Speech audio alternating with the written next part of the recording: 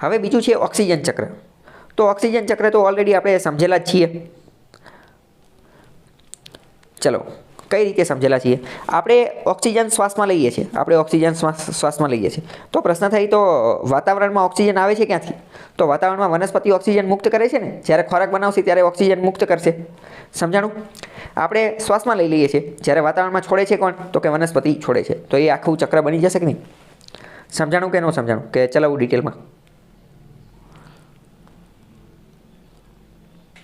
ચલો નીચે જો ક્વેશ્ચન આપેલો છે 39 ક્વેશ્ચનની અંદર મેં તમને જે પૂછ્યું એ રીતે વનસ્પતિ શ્વસનમાં કયો વાયુ લે છે? કહી શકશો? શ્વસનમાં કયો લે છે? ઓક્સિજન. કાર્બન ડાયોક્સાઇડ તો ખોરાક બનાવવા માટે લે છે. જો અહીંયા એ જ વિધાન જે છે એ આપેલું છે.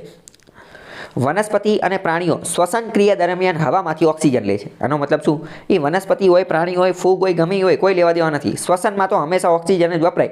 શ્વસનમાં હંમેશા ઓક્સિજન વપરાય. લીલ હશે તો એ પણ શ્વસનમાં તો ઓક્સિજન જ વાપરશે, બરાબર? અને કાર્બન ડાયોક્સાઇડ વાયુ બહાર કાઢે છે. આ પ્રકાર સંશ્લેષણની પ્રક્રિયાને એ આપેલું છે. ઓકે.